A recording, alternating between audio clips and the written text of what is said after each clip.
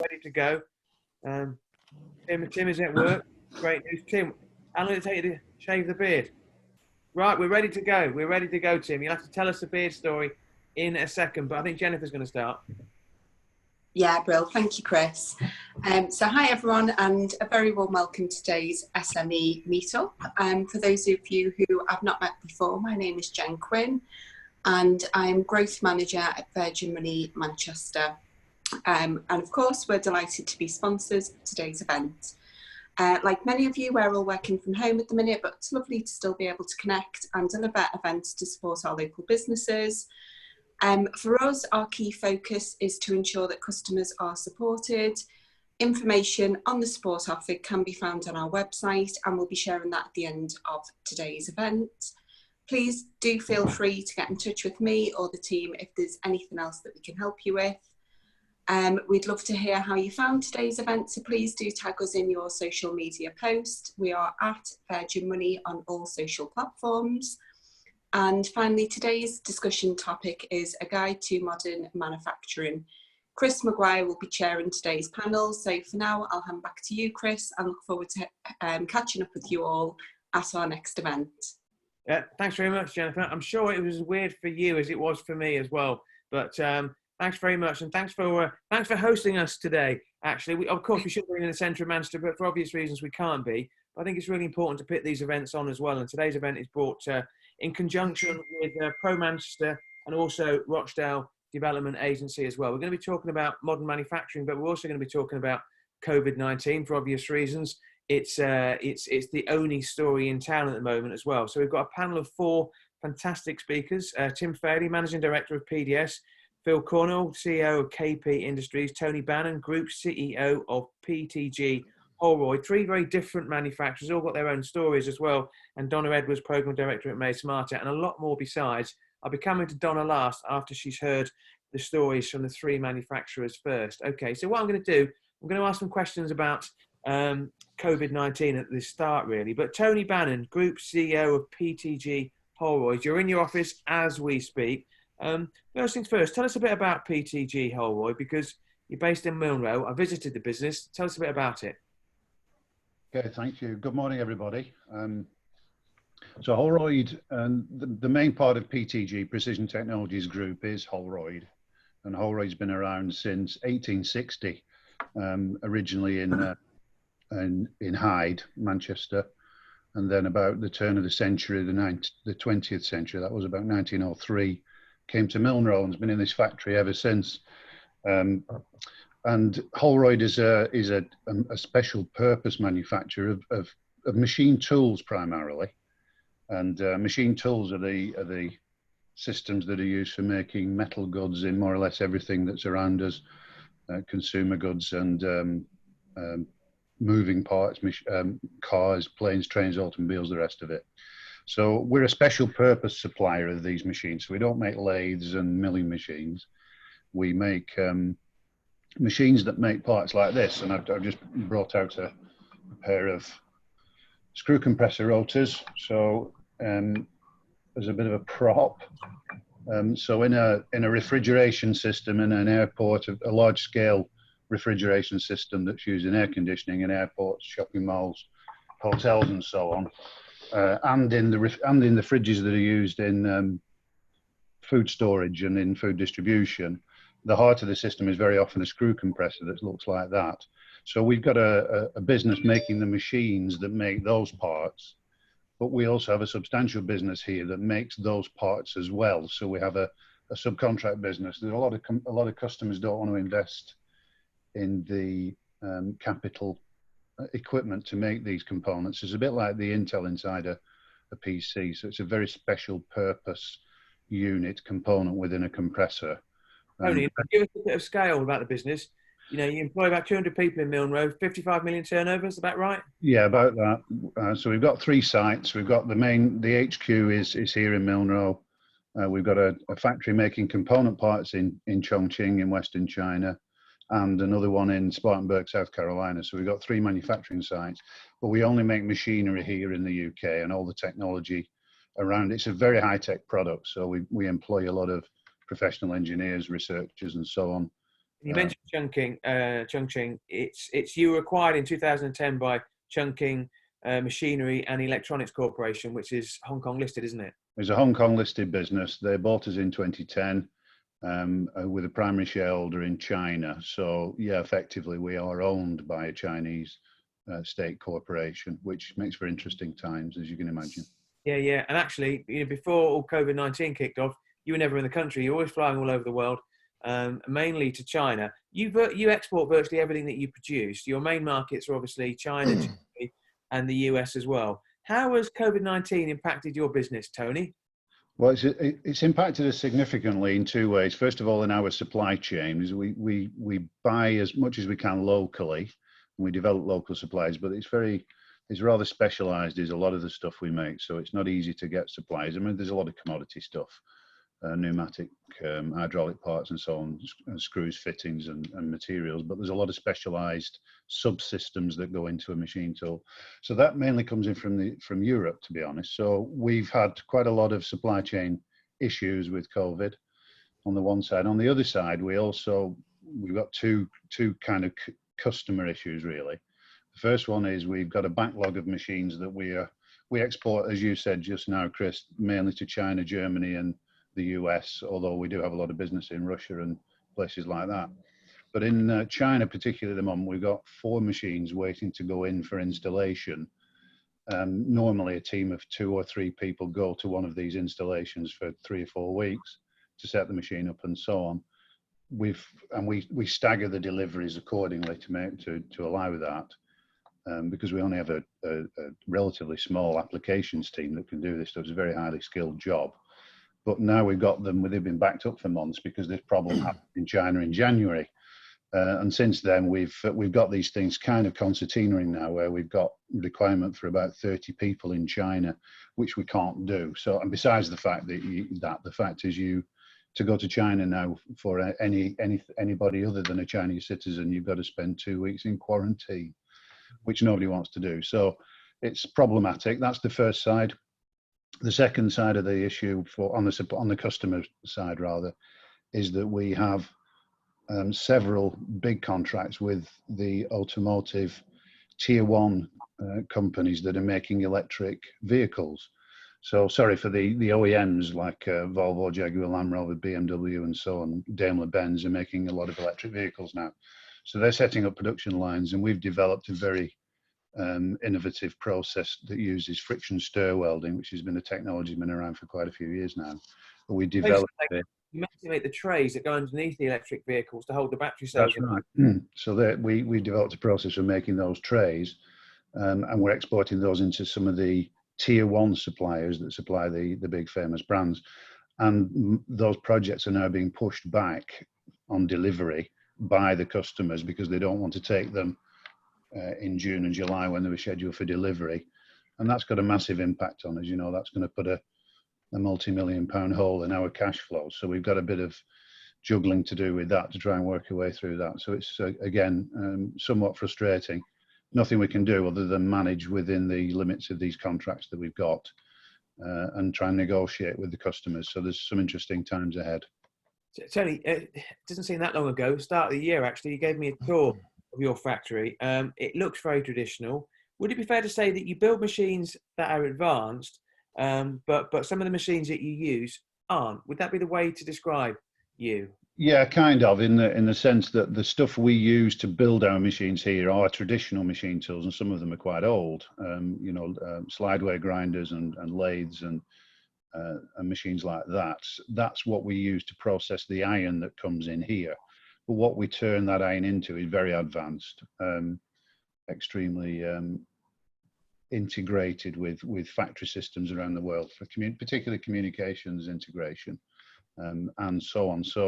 And a lot of the skills we use are somewhat traditional tradesman craft skills of the very highly skilled tool makers that we employ. So if you walk into the factory, you'd see what looks like a traditional manufacturing facility. You've got to look past the fabric of the place and what goes and what it appears to be to look at what we build. I think that was the point I was trying to make in that regard. You've worked in manufacturing for a long time. I think you had a full set of hair when you started. But in terms of how manufacturing has changed during your career, in terms of the way we use technology, do you think unless you're using technology now, you can't survive and thrive? Yeah, I think I mean, there are artisan producers and small companies that go about things very traditionally, and they've got a particular niche market. But for large scale or even medium scale manufacturing, a lot of what we use every day has become very commoditized. So you need to make it very reliably, so the quality is always maintained, but you also need to make it very cost effectively or productively. And therein lies the challenge. There's a lot of automation now. They didn't even, 10 or 15 years ago, it was less prevalent than it is today. Obviously, I mean, there's that development. So I think you've got to be technologically relatively switched on and aware of what's around you and be prepared to invest in order to be productive. That's just one of the factors of manufacturing now. Are you still spending 10% of your money on R&D? Slightly more, actually, somewhere close to 12%. Yeah, we spend a lot of time and effort innovating. We are a niche market manufacturer, so we've got a pretty clearly defined market. We don't go after a wide range of applications, so we know roughly where we are. And it's anything with a very complex helical part on it, or an electrical battery type tray at the moment, or a friction stir welded product. We do some stuff for aerospace as well, but we know what we've got to work on is very, very advanced in terms of manufacturing precision and reliability. There's a lot depends and is dependent upon these kind of products. So you have to put in time into R&D and innovation in order to stay current. Yeah, I mentioned earlier that you spend a lot of time in China. How does the technology in China compare to the technology here in the UK? Yeah, that's interesting. Really, the technology is very similar in a lot of respects, and a lot of the leading companies have invested hugely in technology. They're one of our customers, for example, makes gears for cars, but on a grand scale. Obviously, that business over time is going to decline as EVs come in, because you only need 6 or so gears in an electric vehicle compared to 25 or 30 in a conventional car. So there's a lot of change going on there. A lot of that innovation is actually being led in China, to be fair. So the technologies are somewhat comparable. I think there's still a lot of restrictions in the technology you can sell to a Chinese customer due to export controls. So if a machine has a particular precision, it's capable of achieving a certain tolerance or a certain accuracy. Beyond a certain limit, you can't export that to China at the moment because of World Trade Organization rules, export control rules rather. So there are some limits, but that doesn't stop the Chinese building their own kit, which they're pretty good at. I think there's a difference in quality, understanding of quality, though. That's changing over time, but it's very slow, and it's due to cultural issues. So generally speaking, in this is general, so please don't jump on me if somebody has got an example that contradicts this, because I know there always will be. But generally, the quality of goods made in China, unless it's made usually in a joint venture or some kind of very advanced manufacturing process that's been done in partnership, generally speaking, the quality, the attention to detail in the quality is not quite the same. And a good way to look at it, to maybe illustrate that, is if you pick up a machine tool made in China and look underneath it, the bits that you can't see, that the customer would never see, there's not very much attention typically paid to that. They're more focused on price and functionality, essentially, and they do a pretty good job. I'm not criticizing them at all. I think they've come a long way, and they will get to the point where it is world class. I don't know when that'll be. Can I just ask you one final question, and keep your answer nice and short, because we'll get on to Tim, actually. You've been passionate about the creation of an advanced manufacturing institute in the Northwest, and you've suggested Rochdale, which is obviously where you're based. Put simply, there's this big talk of all these new shiny machines, but obviously if you've not got the people coming through, then then you've got nobody to man these machines, have you? That's right. I've been an advocate of forming what I've been calling, and it's kind of become adopted now, even though it's only at project stage, an Advanced Machinery Institute, maybe the Advanced Machinery Productivity Institute. And it really is, for 10 or 12 years I've been working on this, and it gathered a bit of pace 2 or 3 years ago when the gentleman from Siemens, Jürgen Meyer, published a report for government. It was a very good report overall called Made Smarter, and it was about the digitisation of industry and how the UK needs to up its game if it's going to compete. And I read this thing cover to cover. It's a hell of a report, but with absolute dread, I noted that the words machine tools were not used anywhere in this report, and that's at the heart of manufacturing. It's essentially a strategic industry is machine tools. If you can't make the machines that make parts, you can't support yourself. And I became quite alarmed by it and really got some people G'd up. And with a lot of support from National Physical Laboratory, NPL, and a couple of the universities in this area, Salford particularly, and Huddersfield, we started to get some, and a small group of local companies, some interest in developing this Advanced Machinery Institute. The idea of it is to have a technology centre that is focused entirely upon the machines that manufacture things, not on the manufacturing processes themselves, as the AMRC does and the catapults do, the high value manufacturing catapults, which again are very laudable, and I'm not trying to compete with them. But I think we need something that is focused on our machinery technology in this country, and the AMI is intended to do that. So we're working with the Rochdale Council, have been brilliant, the Rochdale Development Agency rather, and we're trying to get some energy into that and get some funding for it through the Northern Powerhouse. Right, okay, I'm going to come on to Tim now, but it's the machines that make the machines. Okay, Tim Fairley, Managing Director of PDS, who decided he wasn't going to shave all through the lockdown. So I'm delighted to see you're back at work, because you'd be looking like Robinson Crusoe if you weren't. PDS is a fire door manufacturer based in Littleborough. Just tell us a little bit about the company, if you would, Tim. Yeah, morning everybody, morning Chris. We were formed by myself and two other guys in 2003 in Rochdale, in a small industrial unit predominantly to make door sets for the social housing market. Door set being a door in a frame with locks, hinges, fully complete, ready for installation to a certain security standard as well. In 2002-ish, the Decent Homes standard was launched by the then government to provide everybody, or every social landlord had to provide everybody with an up-to-date boiler, security doors, windows, etc., etc. So we started the business on the back of that, developed it right the way through until 2015, at which point we were employing 148 people, turning over 13.5 million. We were then manufacturing timber windows, general joinery, fire doors, fire door sets, that sort of stuff. At that point, then we were bought by a global company from America. 2015. But then things didn't go according to plan, and it looked like the factory was going to close until you stepped in with a number of other people, created a syndicate and brought it back, didn't you? Correct. 2018, late 2018, it hadn't gone to plan for them, so they were announcing they were going to close the site. I was busy building houses and enjoying retirement at that point.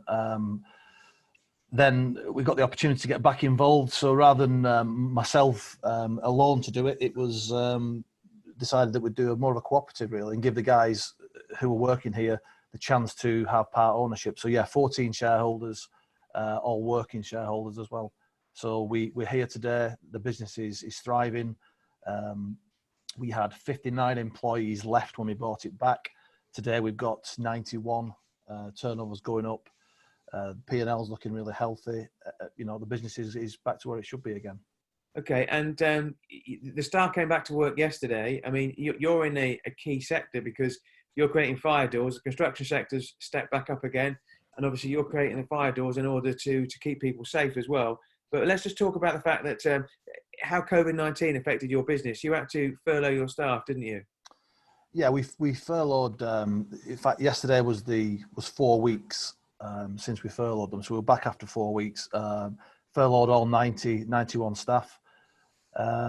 We did top up quite a few of them ourselves as well, and just to keep everybody back where they should be during that period, really. Yeah, so you got 80% furloughed, and you, out of your own pocket, if you like, added the extra 20%. We actually furloughed some staff who had joined us at the last minute as well and didn't quite qualify for it. We did that ourselves just to keep them in line with other people. And you're looking decidedly calm and relaxed from somebody who I don't think has got a single invoice out the door in April. No, I think we've actually written April off, really. We're back manufacturing again this week. We had a small skeleton staff last week, but we've just written April off, and we've got a good May planned. The order book hasn't shrunk. The government announced a document last week, which was a pledge it was called the COVID-19 Pledge to ensure necessary building safety improvements can continue. That, in essence, is the fire door replacement scheme that's going on countrywide, which was brought forward in light of the Grenfell tragedy. So there's quite a lot of social housing and high-rise housing across the country that doesn't have compliant fire doors. So the government decided construction needs to get back to work, because lots of people, even more so during the lockdown period, where they're actually sat at home waiting for this lockdown to end, they're potentially not safe within their own apartment. So the fire door replacement scheme, the government are very, very keen to keep it going. So most of the major contractors are actually back from yesterday, with another tranche next week. I think we've got about 50 people watching the webinar, actually, and there's an opportunity to ask questions in the chat facility at the bottom. I think it's important to talk about COVID-19, but we're going to talk about modern manufacturing now. Do you consider PDS a modern manufacturer, Tim? I think so, yeah. Having listened to Tony, probably not in some respects. We're not making parts for cars, of course, but what we're making is a traditional door in a frame with a high security lock and what have you. Our modern manufacturing element of that is CNC machinery. So where you would traditionally have a guy with a hammer and chisel cutting hinges and putting locks in doors, that's all done by automated machines, pre-programmed via computers. So we're doing traditional processes, but in a very modern way. And those CNC machines that you mentioned, I mean, I think you brought them in from Italy, actually. Everything's monitored by the supplier in Italy, isn't it, through diagnostics? So if you've got any problem with your machines, they'll let you know before it happens. Yeah, everything's on our own internal network, so they can dial in and do diagnostics whenever we need to. Yeah. You want full barcode control. What does that entail exactly? Yeah, I mean, in reality, barcoding is very basic technology, really. But we are a business that, whilst we have the CNC technology to manufacture accurately from a joinery perspective, we do still move a lot of paper around the factory in a traditional way. So job packs with job sheets in and instructions on, programming instructions and that sort of stuff. That still does move around very traditionally, and we've historically been reluctant to change from that a little bit because it's worked so well for us. But basic barcoding would be better because it would mean more remote programming for us. It would mean traceability where things are at any one stage of the factory, that sort of stuff. I think you spend 50,000 pieces of paper every month, don't you? We do, regrettably, yeah. And we're changing that. And a lot of that's not particularly linked just to a modern manufacturer. I think it's linked to just people doing a lot of things twice and being particularly wasteful, really. So we have stopped a lot of that, to be fair. But so yeah, the barcoding side of things would cut a whole lot of that out. Do you think COVID-19 will change your approach to technology, Tim?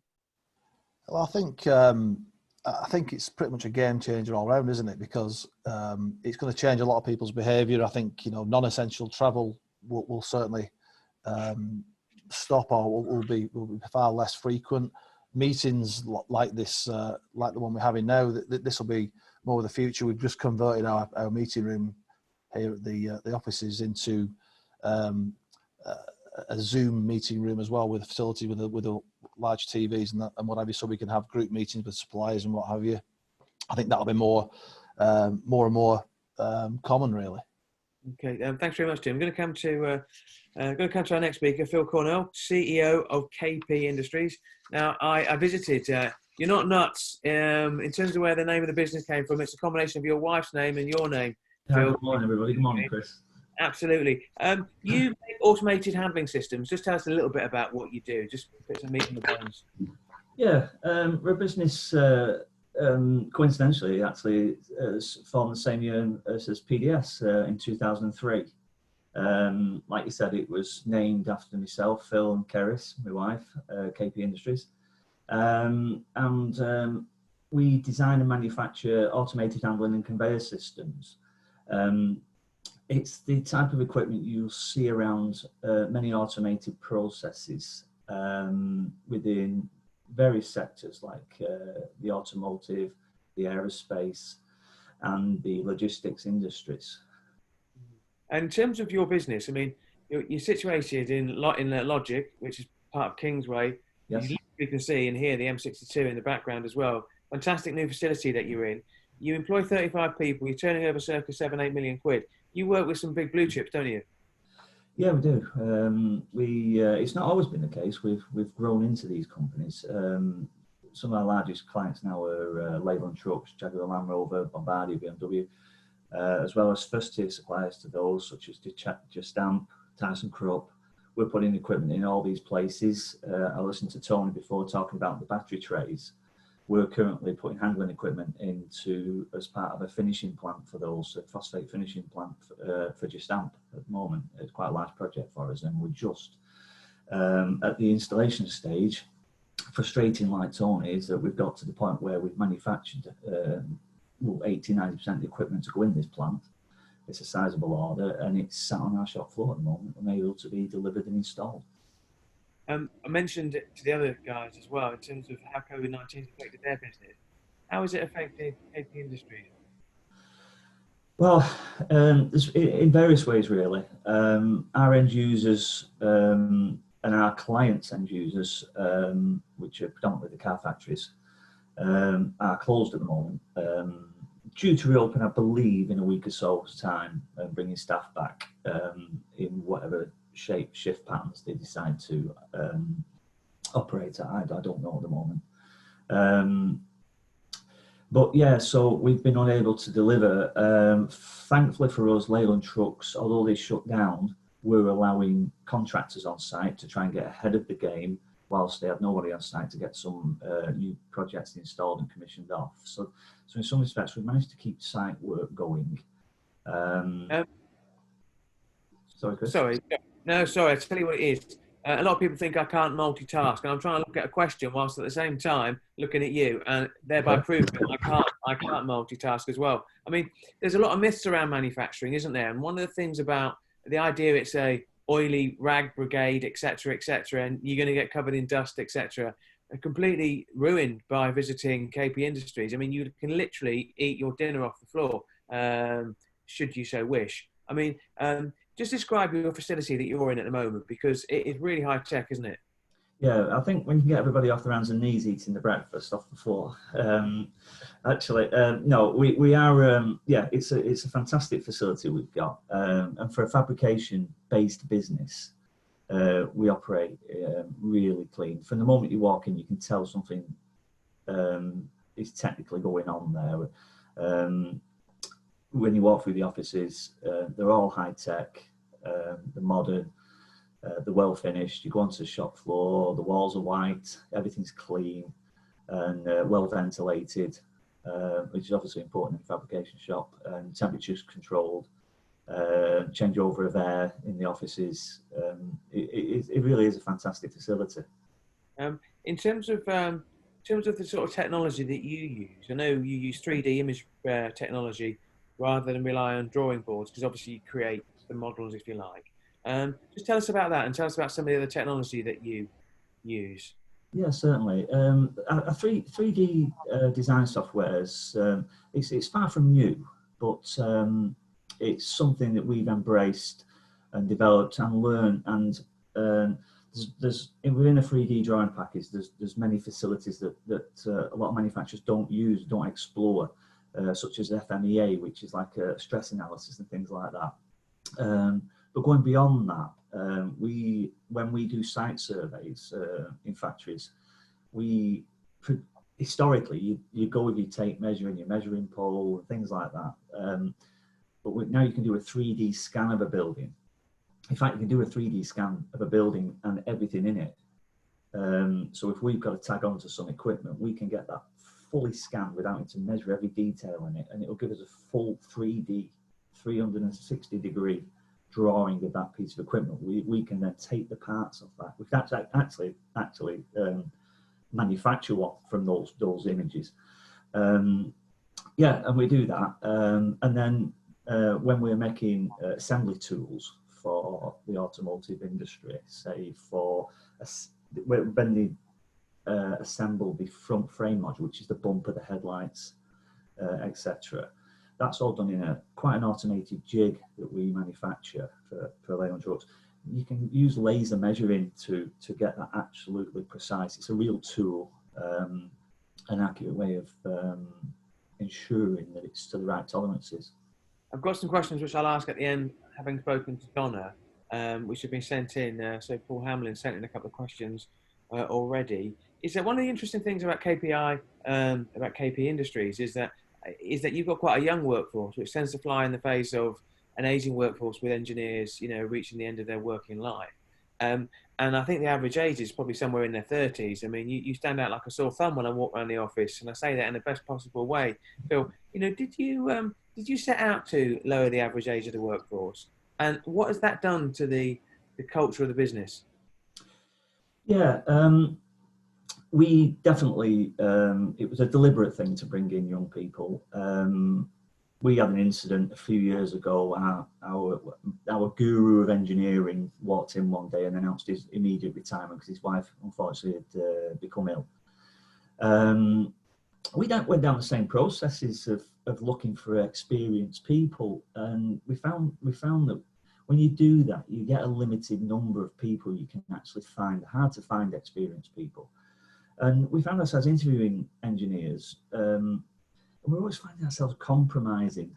Yeah, we want the experience, and the age wasn't an issue, but we always found ourselves compromising because we didn't have the expansive choice.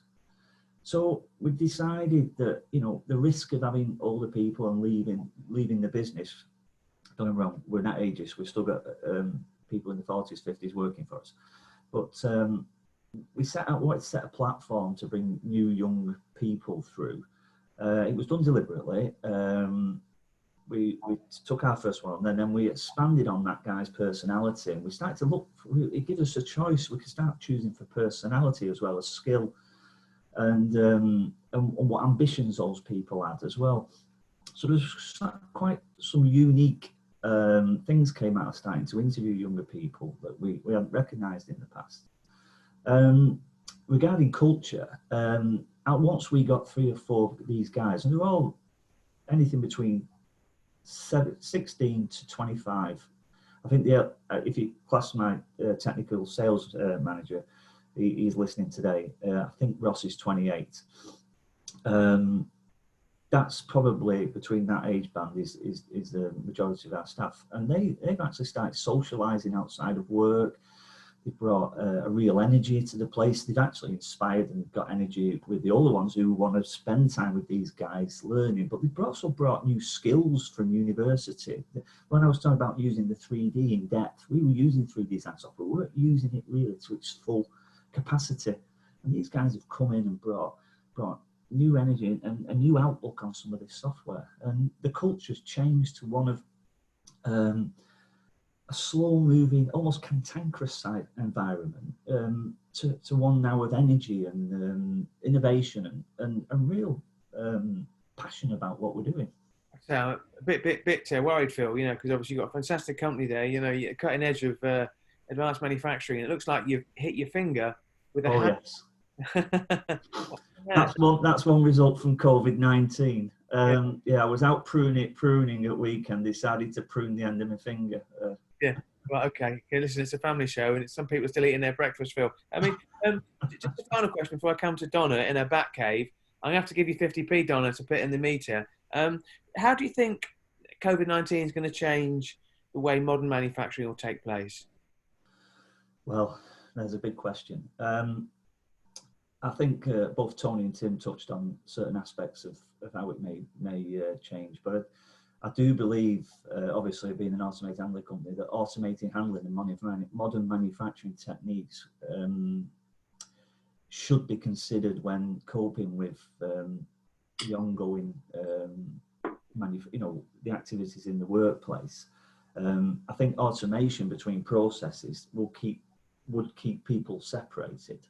Also, when we discussed previously, Chris, automation can also keep the human contact away from the product. Certain products that could be essential. So I do see that in the future, that especially in the short term, people will be considering automating certain processes to improve, improve the reaction to COVID-19 and the challenges it brings.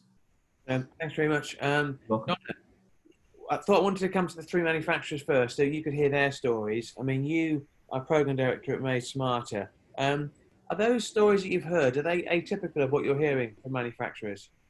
Yes, they are. I mean, all the issues that each of them has referenced in terms of supply chain, how you operate safely under the current situation, issues in terms of sales, no invoicing, worries about cash flow.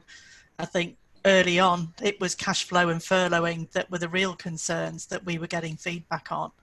And in terms of the companies we're working with on projects, about 60% of them have either paused or halted manufacturing at the moment while they assess how they can bring manufacturing back to the site safely.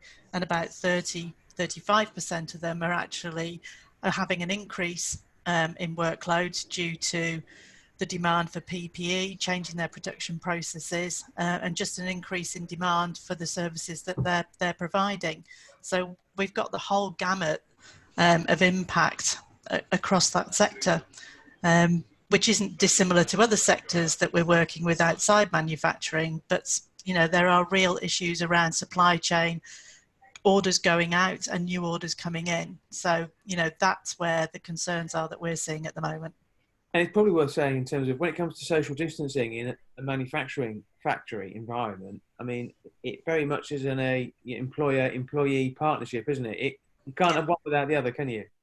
No, and I think, people have changed the way they operate their shifts. So there have been some real pauses in activity while they've planned and then starting to come back now. But obviously that reduces your productivity or your capacity because you're not going to hit your full order book because you haven't got the resources in to enable you to do that. So there are still very serious concerns about how we come out of lockdown in terms of recovery as well. But we know the companies that we've been working with where they had actually started to adopt technology, they've now been able to absorb that additional capacity because they knew exactly what their capacity was that they had available. And those were companies that had stopped taking orders, didn't know whether they were going to deliver on time or not.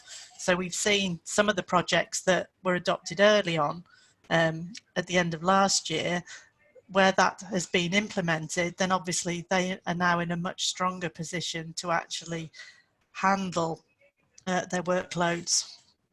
But that was down to the technology that they've now implemented around, whether that's an ERP system, understanding the data, and understanding where their products are going through the manufacturing process. And are some manufacturers better equipped to deal with the fallout from COVID-19 because of their approach to technology before that? Some of them are saying that it's because they started to adopt technology that they are now in a position where they feel confident that they can work their way through this. Other people were just about to start projects and those have obviously stored, so that's going to delay. So technology in terms of understanding the data that you've got can help you in that situation, but just because you haven't got that technology doesn't mean you can't operate your business effectively. It would just make it easier for you in some respects. I'm going to ask you about Make Smarter, £20 million initiative designed to support the Northwest manufacturing sector with industrial digital technologies. It was launched in November 2018. Just tell us a bit about that. Yeah, obviously Tony referenced the Made Smarter review that came out in 2017. And one of the challenges identified in that was that in order to become more productive as a nation, then more companies needed to adopt technology to improve productivity. And the challenge around that was getting, lots of SMEs, which are the backbone of industry, employing less than 250 employees, to change the way that they manufacture by adopting a technology solution. And part of the pilot in the Northwest is testing what is it that will get an SME to look at doing something different, which might be scary because they haven't got the skills in-house to actually look at what a technology solution might look like. So the pilot's testing messages that work, a lot of talk about Industry 4.0. The feedback very quickly was people didn't relate to that at all or understand what it was, so we don't use that as a terminology. It's about solving productivity problems and helping you use and get more out of the capacity that you've got and the kit you've got. If you actually put some sensors on it, that will give you better information. And it's quite interesting when you talk about going into Tony's site and saying it looks quite traditional, but the Advanced Manufacturing Centre in Preston's got a lathe that's 100-year-old with sensors on it that actually has made it more productive because they now can monitor it better. So actually you can put technology on different ages of equipment, and that will actually give you the data to manage more effectively. Part of the challenge around SMEs not having the skills in-house to look at what might be the options, there's a student placement option in the pilot, fully funded for 12 weeks, more of an internship, where a graduate that's studying a relevant discipline can go into an SME and work with them for that period of time to help them identify where projects could potentially take place. We've got digital road mapping sessions, which are based on you as a business. So it's not, here's a one size fits all, it's very much bespoke to each company. So our advisors can go in and run those workshops, which give you a longer term vision. So you need to start with the end in sight rather than just fix an immediate problem, which actually just might be a symptom rather than the root cause of what the problem is. So we spend a lot of time working one-to-one with companies to actually help them identify what the right solution might be. And we're agnostic in terms of what the outcome will be. What sort of traction have you got from SMEs? I mean, how many of them have signed up to the Made Smarter initiative? We've got about 2,000 companies that have engaged with us at various stages through that process. Some people just want that conversation, the roadmap, and then they're happy to go away and do that work themselves. We've got other companies that with some funding, contribution towards a project, that helps them get that project over the line. We're working with Lancaster University. I've got a leadership and management program that runs for 8 months. And some people want to do that real deep dive on the strategic piece before they actually start looking at what those solutions might be. So it's really quite flexible, but we had a target of engaging 3,000 companies by March 2021. So we're well on the way to doing that. And obviously, the impact of COVID-19, we'll have to wait and see what that is. But engagement numbers are still good, and actually this in some senses has actually sharpened people's awareness of how technology could help them. You mentioned something earlier which I was going to ask you about, Industry 4.0. So we went to an event at BAE with Mo Isip, top guy, and a lot of talk about Industry 4.0. You think there's a little bit of, when you're talking to manufacturers, maybe not being aware of what Industry 4.0 is, so you need to strip it back to, actually, here's a problem, here's your solution. Yeah, it's that can be frightening in terms of 4.0, but when you break it down to whether that's an ERP system, you need to put sensors on something, you can use virtual reality in terms of training tools, digital twins of factories. We've got quite a broad range of good case studies now of SMEs doing quite imaginative things that are actually reducing, the mileage costs that they had, remote monitoring of machinery, so that not having to send people out to check it. And I think, you know, COVID-19 is changing the way that people think about things. You know, if you said to some of the team a few weeks ago that you can all work from home and still deliver great outcomes, people found all sorts of reasons why they couldn't do that. Whereas over the last 6 weeks, we've all become really adept and adapted to doing things in different ways. And I think people are finding that some of the solutions they need, their workforce have those solutions, but they weren't open to them before. So people are actually finding the skills they need with training and development are actually already in their factories, because people are doing digital things outside work, but they've never had the opportunity to do those in the workplace. So actually that workforce development piece is coming through really strongly with the companies we're talking to, and also the number of new jobs that were potentially going to be created as well because of the increase in productivity. I'm going to come back to a question in a second that I want to ask you, but I just want to rattle through some of these questions that we've had.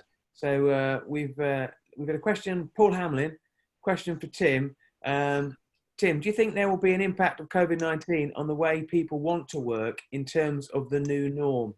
Are you thinking of flexible working packages and changing how your people work, or is this not under consideration because of how you currently work and operate your capacity? So are you having to change the way you work, Tim?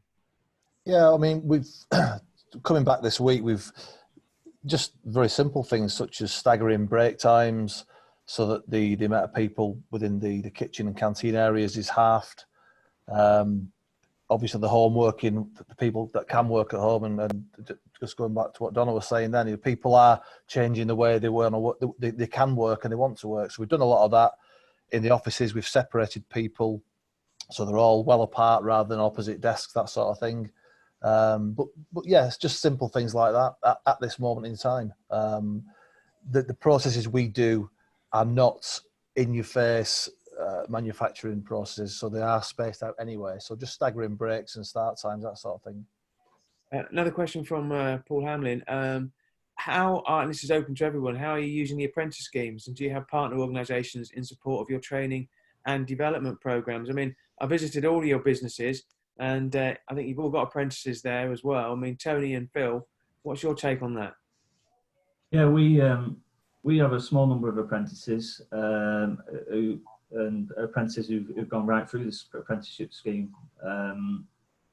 We use Rochdale. Rochdale training? Yeah, Rochdale training to get our apprentices from. Yeah, the great apprentices. We enjoy having them around, and we're proud of them. What about yourself, Tony? I mean, we spoke, and one of the reasons you're big on this advanced, creating this centre of excellence is that you've lost a number of big hitters as well in the last couple of years, and they're difficult to replace. You obviously want to try and get them at source now. I mean, what's your approach to apprentices? Who do you work with? Well, again, we work with Rochdale as well, and generally provide a really good service. We take 5 or 6 a year on. We have done for decades. More than half the workforce here is actually served an apprenticeship here, which is quite something.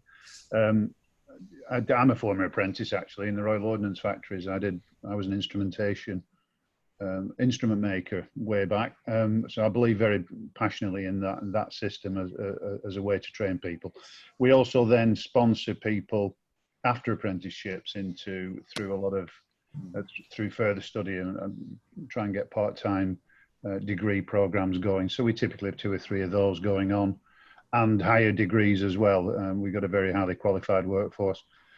And yes, the AMI, one of the, and actually Paul Hamlin asked a question also on the chats a few minutes on the Q&A. The AMI, one of the primary objectives is to get access to skills. I think Phil mentioned it. It's not feasible anymore to lose a key member of your team and then just go off and try and recruit somebody relatively locally with transferable skills. Those people aren't there in our industry anymore. There are some, there are pockets, but it's really difficult to find them. And you're not just paying a fortune, you're actually paying, beyond probably what's viable in some cases.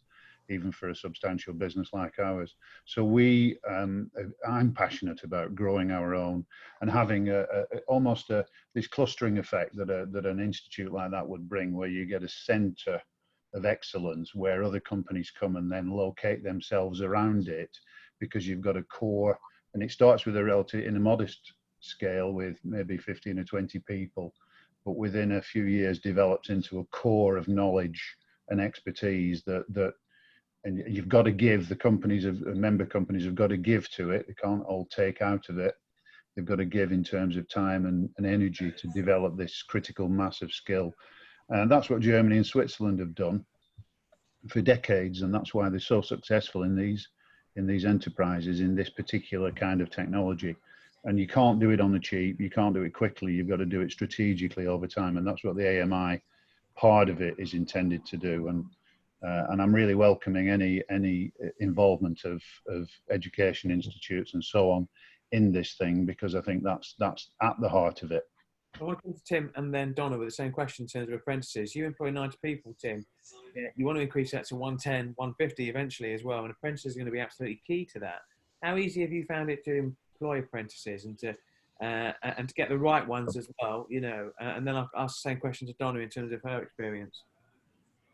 I think from our experience, we've got a very mixed experience with it, because succession planning is, as the guys have said, is massive for us, and to bring the average age of the workforce down is important, because in the next 10 years, the company will grow and grow. We want those people to grow with us. The problem we have really is the fact that we're in the wrong sector. If you're in engineering, to find apprentices and support from local providers is far easier. Joinery and wood machining is potentially considered these days as more of an old-fashioned, out-of-date trade, really. So we do struggle. We managed to get some guys from Oldham, because Oldham College do it, but the local colleges don't offer the wood machining type courses that we would want. So we take youngsters, even not on apprentice schemes, just to bring them through and train them ourselves. So we are keen on it. We want to keep developing youngsters in every aspect of the business: office, manufacturing, design, quotations, that sort of stuff. But a traditional on-the-bench apprentice is more difficult for this business and frustrating. Donna, you visit lots of businesses as well. In terms of apprentices, what's your experiences? I think people are concerned. A lot of the manufacturers we've spoken to recognise the need to do that. We've had feedback about the quality in terms of the attention to detail, that some of the apprentices coming out now aren't as good as they used to be. It's a phrase that we hear quite a lot. But in terms of, whether that's apprenticeships or graduates going in to manufacturing, then we're hoping with the pilot, we've got a number of students now going into manufacturers, and a couple of those have been taken on. Once they've been in there for 12 weeks and people can see the value they can add and the different perspectives that they bring, which is pretty much what Phil was describing when taking on that younger workforce, then it's about building confidence. Some of those manufacturing companies we're working with, their workforce is long established. But obviously, in order to grow and starting to adopt technology, a way to do that is to actually bring some of those students in. So they actually start to upskill the current employees, plus also those students learn a lot as well. So it's learning in both directions. And we advocate apprentices wherever we can in terms of trying to get young people on that ladder. So we do work with quite a lot of training providers and connecting them to those manufacturers as well. Thanks. Got a question here from Hadley Pollard. It's actually a split over two questions, actually. Great webinar. I'm currently helping a family business, and as sales have increased, we are currently having a production problem to keep up with the orders. Does anyone else use a production consultant who advises the best way to scale your production lines? So who wants to kick me off with an answer for that one? Well, I can point in the right direction. Obviously, business like ours, contact KP Industries, we can always get a technical guy to come in and look at any sort of production facility to look at automating it, because that's what we do, bespoke equipment. Give us a problem, we'll try and solve it. But we are also a member of the Automated Material Handling Systems Association, AMSA. It's www.amhsa.co.uk, AMSA. And if you set them a problem, they have a membership, a vast membership of one of where, you know, we are a member, but they will point you in the right direction.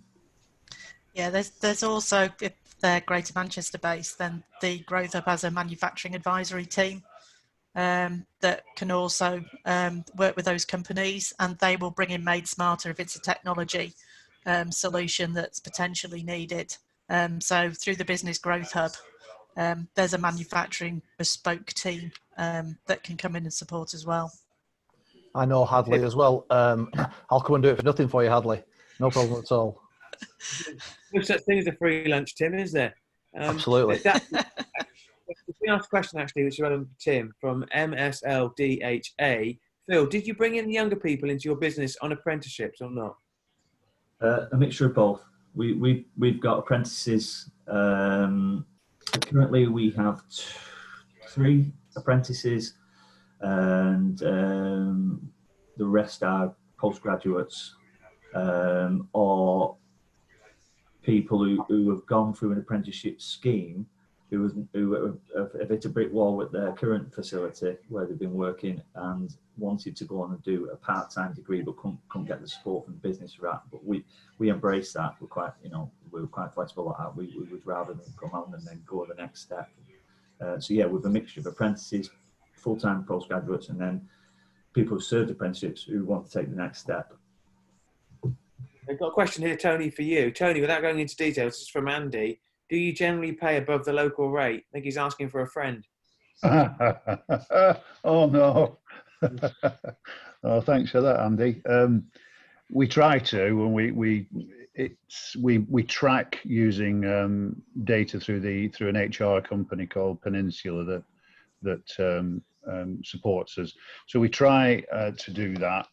It's not easy because costs are going up, and prices, not costs, but prices are coming down. So we're constantly being squeezed, and the only way to survive in that game is to become more productive. So we're constantly looking for ways to do that, and I think a couple of speakers have alluded to the way that COVID-19 has forced us to look at HR issues and ways of working differently, and actually that's in many ways that's going to give us a boost, I believe, actually, and we will carry on improving.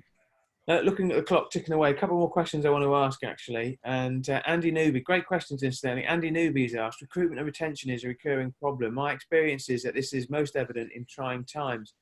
My fear post-lockdown world will bring about even more turbulence. What is everyone's approach to employee benefits? So if you can keep your answers short and sweet, I'll start with Tim, if I may. Employee benefits. Keeping a job post-COVID is probably the biggest one. Yeah. And we can guarantee people will still have a job post-COVID. That's probably my answer, I would say, at this moment in time. And I guess what benefits more than we currently give people right now would be more relevant post-COVID. I'm not quite sure I understand. Yeah, it's a difficult place, you know, not necessarily manufacturing, but also manufacturing as well. You know, employers want more than, say, just a job. I think, given what's happening with post-COVID, I think that's the starting point for 10, like Tim mentions. I mean, Phil, what would you say in terms of employee benefits? Well, it's difficult. It's hard to take benefits out of something like this, to be fair.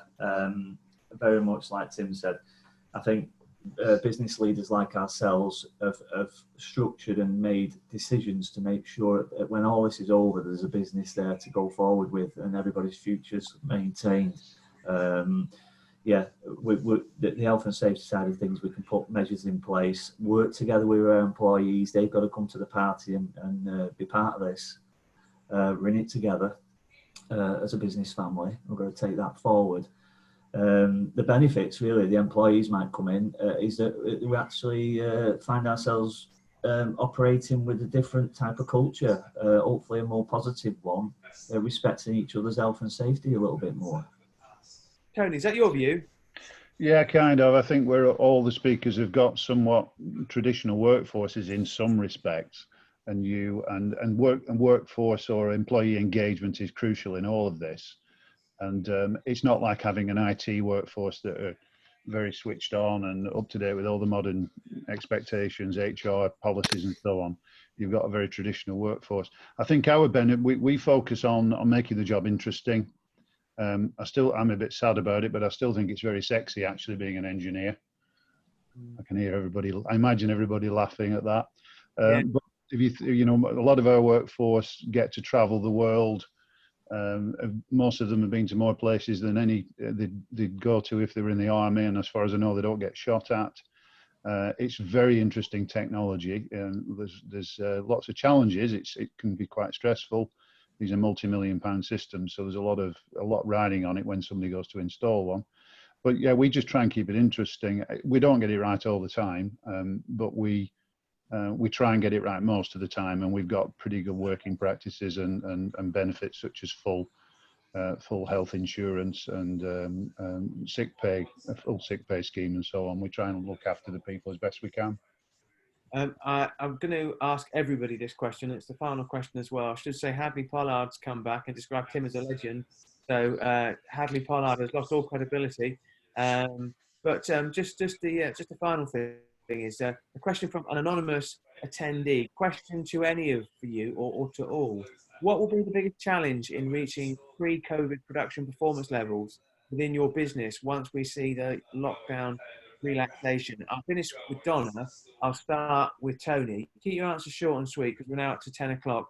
What will be the biggest challenge in reaching pre-COVID production and performance levels within your business once the lockdown has been relaxed? Availability of cash because of not cancellation, but this postponement of deliveries. Great answer, Phil. Yeah, I think our biggest challenge is that everybody's going to want everything all at once. All these projects that have been on hold, everybody's going to want everything, and they want to want it tomorrow. So that's going to be our biggest challenge: is how we navigate through that and keep all our customers happy and supported with a workforce that have been passed through processes, timing plans that now all just lands at the same time. So yeah, that will be one of our biggest challenges. Tim Acker, the legend, what's your biggest challenge? Well, as Phil just said, the customers will want it all straight away because this month we've had away what exists in their world, because they want the doors or whatever else that they wanted before, just want them straight away. The biggest challenge really is to get back up to the efficiency levels we had, is just making sure people are relaxed working day to day with all the other stuff surrounding them, so that they feel safe and they're confident in what they're doing, and just can continue to concentrate on working rather than outside distractions. And that's going to be a balancing act, I guess. And final word to you, Donna. What's the biggest challenge you think? I think it's a mixture of all those things, but I think it's confidence in people's, people have been away from the workplace in a lot of instances, and it's confidence about going back into the big wide world again, in terms of, they feel safe. So I think that people have been operating in a different way in a lot of places, and that can be behaviour changing. And I think there's a job for, us as employers, I include myself in that, to give people the confidence that they can go about their business, maybe in a different way, but confidently and safely, so that we can get productivity levels back up as quickly as possible, because as an economy we need that, and actually we need to get the cash flows moving again. When we first started looking at doing this event, if you told me we wouldn't have mentioned the word Brexit at all, I would not have believed you.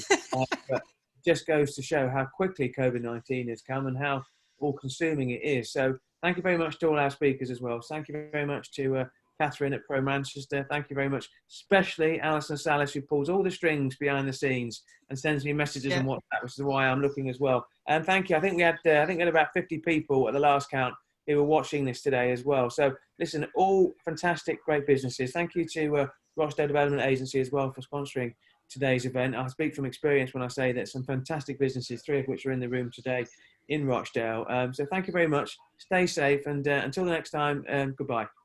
Bye. Thanks, bye. Bye. Bye.